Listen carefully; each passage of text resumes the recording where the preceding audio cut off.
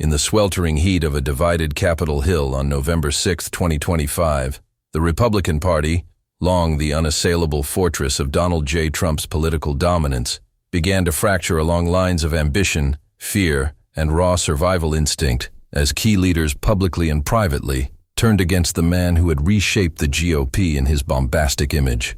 What ignited this seismic shift was not a single scandal, but a confluence of electoral dread, legal quagmires, and the lingering stench of the January 6th insurrection, now compounded by fresh indictments in Georgia and D.C., that painted Trump not as a deep state victim, but its architect. Senate Minority Leader Mitch McConnell, the turtle-like tactician who had weathered Trump's storms with calculated silence, broke ranks in a closed-door caucus being leaked to Politico, where he reportedly snarled to colleagues that backing Trump further equated political suicide ahead of the 2020, with independents fleeing the party in droves into Gallup polls' GOP ability. McConnell's defection sent shockwaves through the Senate GOP, where figures like Susan Collins and Lisa Murkowski, long whispering doubts, now voiced them openly in op-eds for The Atlantic, denouncing Trump's grip as a cancer-eroding conservative principles of limited government and rule of law.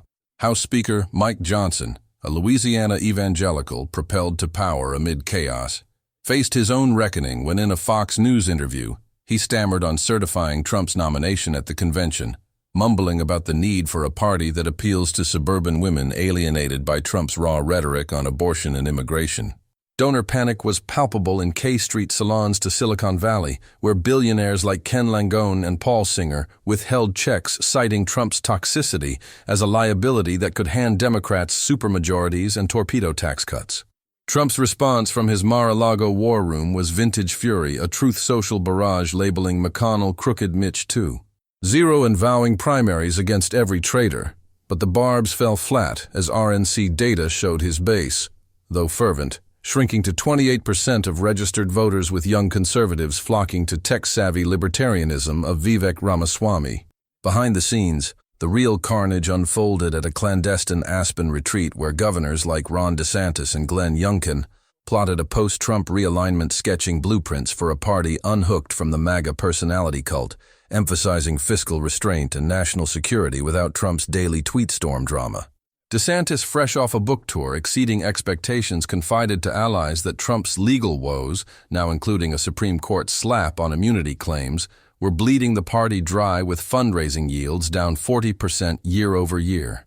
Media frenzy was relentless, with CNN's Jake Tapper hosting marathons on the Republican reckoning, while even Fox's Sean Hannity booked never-Trumpers like Rick Wilson for segments degenerating into shouted brawls, exposing the network's own fissures. Grassroots panic manifested in state parties from Arizona to Pennsylvania, where precinct captains reported membership hemorrhages as volunteers cited exhaustion, defending endless stolen election conspiracies to vaccine hoaxes. Trump's inner circle, once a phalanx of sycophants, began leaking like sieves, with Steve Bannon, caught on hot mic at CPAC remnants, growling that the boss's ego had become the party's noose. Evangelical leaders, once Trump's bedrock, like Franklin Graham, issued lukewarm endorsements laced with caveats on moral leadership, signaling a quiet exodus to figures like Tim Scott, whose faith-infused optimism polled better with churchgoers. The stock market mirrored the turmoil, with PAC funds evaporating as Wall Street Republicans like Jamie Dimon publicly mused about a blue wave if Trump clung to the ticket. In the heartland, diners in Iowa and New Hampshire buzzed with coffee talk, not about Trump's glory days, but his liabilities with farmers, griping over lingering trade wars, and evangelicals pondering if loyalty to a thrice-married showman outweighed biblical calls to integrity. The revolt was not uniform. Diehards like Marjorie Taylor Greene rallied the base with fire-breathing speeches in MAGA hats, but even she faced pushback from district moderates flooding inboxes with pleas to pivot. As night fell over Washington, the Capitol dome glowed under a blood moon, a harbinger perhaps of the GOP's internal bloodletting, with McConnell's office lights burning late into strategy sessions plotting a shadow convention to sideline Trump. The party in panic was no mere rhetoric, it was existential, a machine grinding to halt under the weight of one man's relentless ambition. Trump's phone calls to wavering allies went unanswered, or to voicemails, his legendary deal-making charm souring into desperation.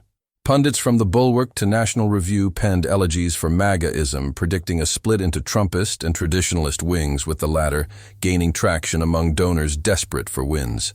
Leaders turning against him were not revolutionaries, but realists, betting survival over sentimentality in a landscape where Trump's shadow loomed larger than his solutions. By dawn, the hills stirred with whispers of a McConnell-DeSantis axis, a pragmatic duo aiming to cauterize the wound before it fatally infected. The Republican Party, once Trump's personal fiefdom, now teetered on the brink of civil war, its leaders choosing self-preservation over savior worship in a high-stakes gamble for conservatism's soul. By midday on November 7, 2025, the Republican revolt against Trump had metastasized from elite whispers into a full-throated roar, echoing through state houses and super PAC war rooms as the party machinery seized in collective panic over a 2026 electoral Armageddon. The catalyst beyond McConnell's mutiny was a devastating leaked CBO report to Axios projecting Trump's drag could cost the GOP 25 House seats and 3 Senate strongholds, with Emerson College swing state polls showing Kamala Harris leading hypothetical matchups by double digits among women and suburbanites. Governors emerged as the revolt's vanguard, with DeSantis convening an emergency call with the Republican Governors Association, where he laid out the math. Trump's Florida favorability hovered at 42%, dragging down local coattails and risking a Democratic trifecta that would gut school choice and energy independence.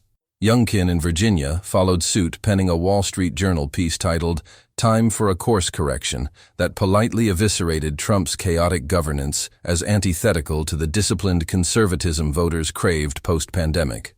In the House, a blue dog Republican faction led by Don Bacon of Nebraska circulated a resolution calling for a free convention vote, a velvet-gloved ultimatum that Johnson writhed to contain amid rumors of a speaker challenge. Donor panic hit fever pitch at a Manhattan fundraiser where hedge fund titans like Bill Ackman confronted RNC chair Lara Trump-niece and enforcer, demanding a clean break or facing funding blackout that could halve the party's war chest. Trump's counterattack was a primary retaliation blitz, threatening to unleash MAGA hordes on deserters. But the tactic backfired spectacularly when Lindsey Graham, once his golf sycophant, broke cover on a CNN town hall, admitting the emperor had no clothes on election integrity claims alienating moderates. Graham's apostasy triggered a domino effect, with Marco Rubio floating VP shortlists, excluding Trump heirs, and Nikki Haley resurfacing on podcasts, proposing a unity ticket blending her foreign policy hawkishness with domestic pragmatism. The media ecosystem imploded, with Newsmax pivoting to anti-Trump segments under cable provider pressure, while OAN's fringe rants isolated it further from mainstream conservatives. State-level fissures deepened in battlegrounds like Michigan, where Gretchen Whitmer's Democrats pounced on GOP infighting to flip gerrymandered seats with ads looping McConnell's leaked audio on repeat. Evangelical unease coalesced around a national prayer breakfast sidebar, where pastors like Robert Jeffress hedged bets praising Trump's judicial legacy, but urging the party to nominate a vessel of virtue, not vengeance. Big tech Republicans, once cautious, now rebelled openly with Elon Musk, despite past flirts tweeting cryptically about parties self-destructing through cult leadership, a jab amassing 50 million impressions. Trump's Mar-a-Lago became a paranoia bunker, with aides like Dan Scavino fielding frantic calls from allies begging mercy, but the boss's blacklist grew daily, encompassing even stalwarts like Matt Gaetz, who hinted at term limits for party chairs. Fundraising dashboards glowed red, with small dollar-based donations steady, but big money evaporating as the Koch network redirected $100 million to anti-Trump super PACs. Punditry turned post-mortem, with David Froome's Atlantic cover, "The GOP's Long Goodbye," predicting a 2028 realignment around climate-skeptic but market-friendly policies, rejecting Trump's protectionism. Grassroots revolt bubbled in unlikely places like Utah's Mormon bloc, where Romney's Shadow Network launched a podcast series, Reclaiming Conservatism, hosting crews in contrition mode. Female party auxiliaries reported 30% membership drops, citing Trump's misogynistic asides as deal-breakers for their daughter's generation. The visceral edge of panic showed in midnight strategy sessions, where McConnell's whip John Thune modeled scenarios of a Trump-led convention triggering mass walkouts and third-party bids fracturing the vote like the 1912 Bull Moose debacle. Trump's legal team meanwhile crumbled further, with Jenna Ellis testifying in Georgia about pressure to subvert results, eroding the stolen election narrative that glued the base. International allies watched warily, with Netanyahu's office issuing neutral statements as the Israel lobby hedged bets on a post-Trump GOP less isolationist. In the Rust Belt Union, Republicans whispered of mass defections if Trump doubled down on tariffs, raising costs without delivering jobs. The chasms widened not just ideologically, but generationally, with Gen Z conservatives on platforms like Turning Point USA, polling 60% anti-Trump, favoring crypto deregulation over border walls. As dusk descended over the Beltway K Street, lobbyists drafted contingency plans for a Democratic Congress gutting corporate tax cuts, blaming Trump's shadow. The revolt's architects, like the Lincoln Project, accelerated ads turning McConnell's scowl into billboards declaring GOP first, not one man. Trump's inner sanctum leaked counter-narratives of a last heroic stand, but polls showed even Fox viewers at 55% favoring a fresh face. The party, in full panic mode, resembled a supertanker listing toward rocks, leaders scrambling for lifeboats in a desperate bid to save the brand from one man's ego-fueled eclipse. Whispers of a brokered Milwaukee convention grew louder, a throwback to the 1976 Ford-Reagan knife fight, but with higher stakes and digital daggers. The foundation cracked irreparably as Republicans confronted the mirror, Trump's reflection no longer a rallying cry, but a warning label on a poison bottle. As the sun rose on November 8, 2025, the Republican Party's panic over Trump's dominance crested into a reckoning that reshaped alliances and agendas in a frantic 48-hour sprint toward a fragile truce aimed at averting total collapse before the holiday fundraising cycle. McConnell emerged from seclusion with a Senate manifesto circulated to all 49 GOP senators, framing the way forward as principled conservatism, unhooked from personal loyalty, a document co-drafted by Romney holdovers and DeSantis operatives that explicitly sidelined Trump from leadership roles while honoring his judicial imprint. The House GOP caucus voted 112-98 to empower a nomination committee free of RNC vetoes, a procedural gut punch that Johnson spun as Democratic renewal, but insiders knew as a Trump exorcism. Donors sealed the shift with a $250 million pledge from the Club for Growth earmarked for anti-MAGA primaries targeting Green-style extremists in safe seats.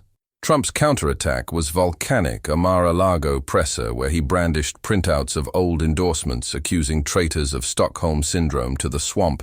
But the room's sparse attendance, fewer than 20 reporters, underscored his isolation, with live streams drawing yawns in YouTube metrics.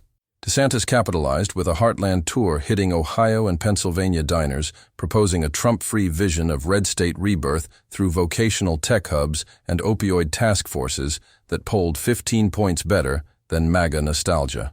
Haley and Scott tag-teamed media circuits Haley on Meet the Press, eviscerating Trump's foreign policy flip-flops. Scott on CBS invoking MLK soulfully to rebrand the party as opportunity champion for all races. Evangelical power brokers convened a virtual summit yielding the Faith and Freedom Accord, a non-binding pledge to prioritize life and liberty over loyalty oaths, with 70% of signatories past Trump bundlers. Big business breathed relief as the U.S. Chamber of Commerce unfroze relations, offering in-kind support for moderate challengers, while Musk's X-algorithm tweaks amplified Omgung Gopi reboot trending nationally. State parties formalized the fracture, with Arizona's Kelly Ward ousted in a McCain loyalist recall and Pennsylvania's RNC committeeman resigning in protest over Trump audits. Legal fallout accelerated, with a D.C. grand jury subpoenaing RNC emails on 2020 election interference, further tarnishing the brand and spurring a bipartisan Senate probe chaired by Tillis with subpoena power. Pundits declared an era's end, with Peggy Noonan's Wall Street Journal column, "The Morning After MAGA Morning," the lost innocence of Reagan's big tent, now reduced to Trump's circus. Grassroots reinvention sprouted in unlikely places like Utah's Mormon bloc, where Romney's Shadow Network launched a podcast series reclaiming conservatism, hosting crews in contrition mode. Female outreach exploded, with log cabin Republicans allying moderates for a Protect Our Daughters PIC targeting Trump's Roe remnants assault. The panic's denouement came in a midnight RNC vote, extending the convention timeline to allow ranked choice voting a nod to modernize away from kingmaker bosses. Trump's concession, if it could be called that, arrived via a video-reluctant endorsement of the process as fair play, but laced with third-party run threats that polls showed siphoning 8% of the GOP, dooming it to minority status. International observers, from The Economist to Der Spiegel, hailed the purge as America's immune system kicking against authoritarian drift. In the heartland, Michigan focus groups revealed swing voters returning to the fold, enthused by stable governance visions without drama. The path forward twisted through primary minefields where Trump proxies faced well-funded foes backed by a unified donor class. McConnell's Twilight Gambit positioned him as elder statesman brokering Manchin deals on infrastructure to showcase bipartisanship.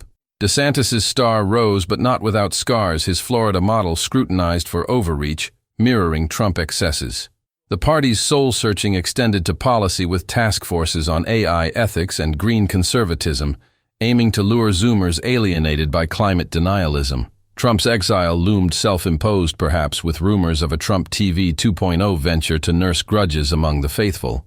Yet glimmers of renewal shone in young Turks like Byron Donalds, advocating criminal justice reform, a Trump taboo, now party orthodoxy. As Thanksgiving approached, the GOP gathered not for turkey, but triage its leaders forged in revolt's fire into a leaner, more adaptive beast shorn of one man's scales. The panic had passed, but scars remained, a reminder that parties endure, personalities do not. Polls stabilized with the GOP at 45% viability, a phoenix, if not reborn, then singed and flying. Trump's echo lingered in memes and merchandise, but the party chorus harmonized anew, in tones of tomorrow, not yesterday's rage. In war rooms and basements, Republicans plotted not purges, but progress, a reckoning yielding resilience from hubris's harvest. The path forward promised potholes, but also horizons where conservatism could reclaim its compass from a lost magnetic north.